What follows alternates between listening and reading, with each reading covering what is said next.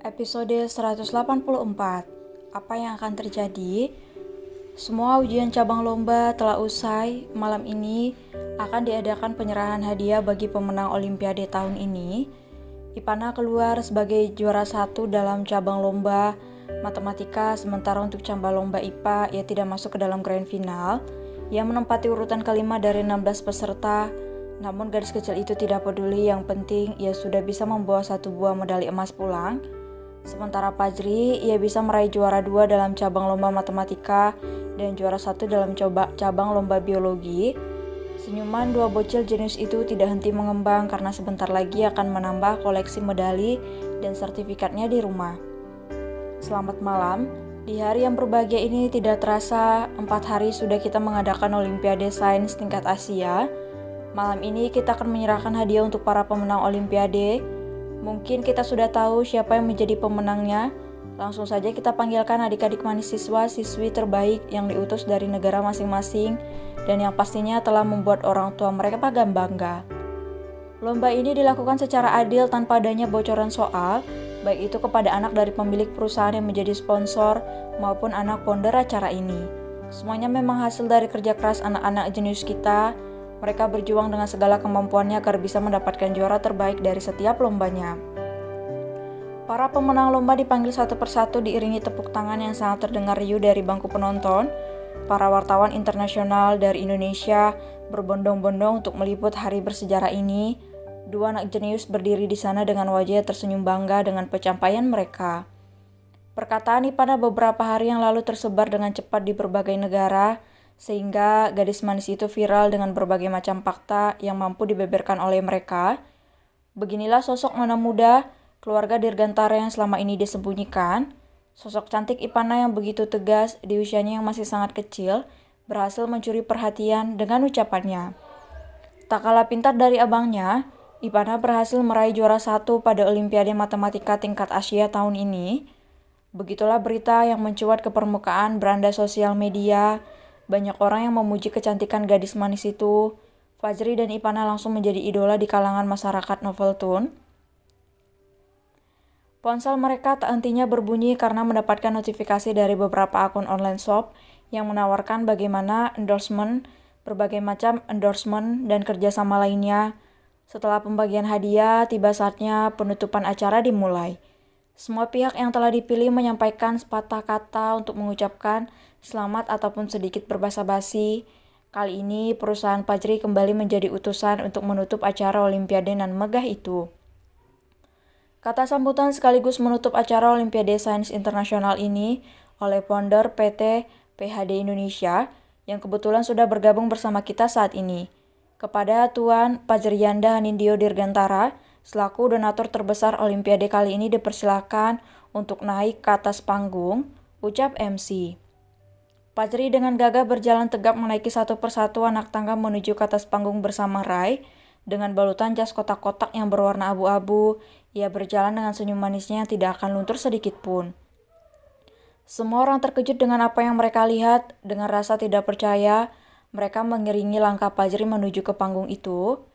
Selamat malam. Ucap Fajri tersenyum ketika sudah berada di depan podium.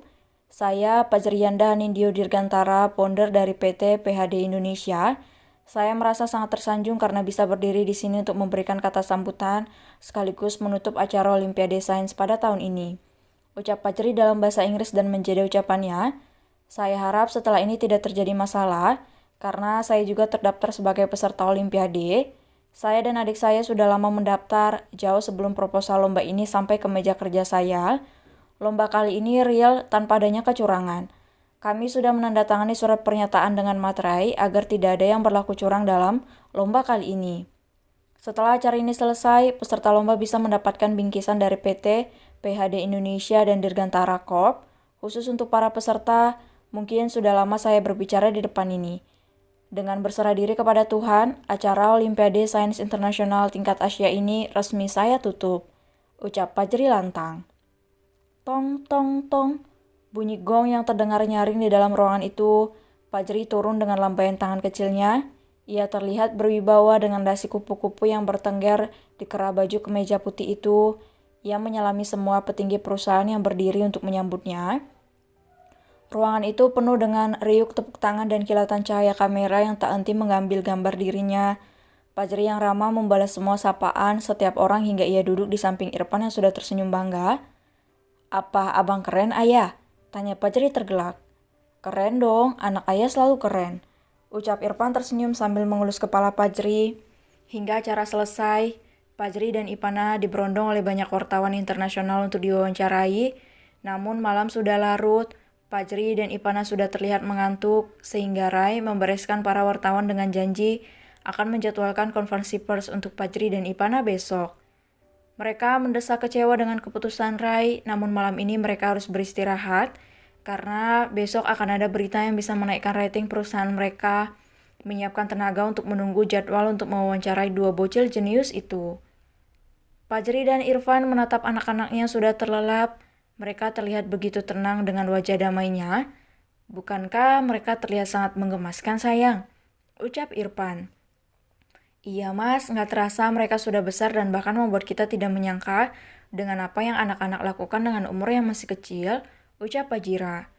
"Iya sayang, rasanya baru kemarin kita bertemu, sekarang sudah punya buntut dua," ucap Irfan tersenyum. "Iya, apa aku boleh hamil lagi?" tanya Fajira antusias.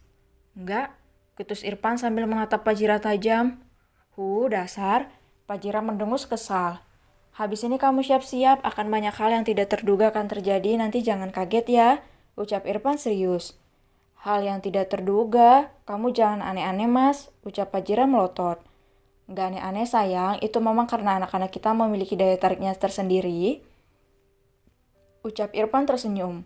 "Jangan sampai anak-anakku kenapa-napa karena kegilaan yang kamu ucapkan tadi," ultimatum Fajira tegas.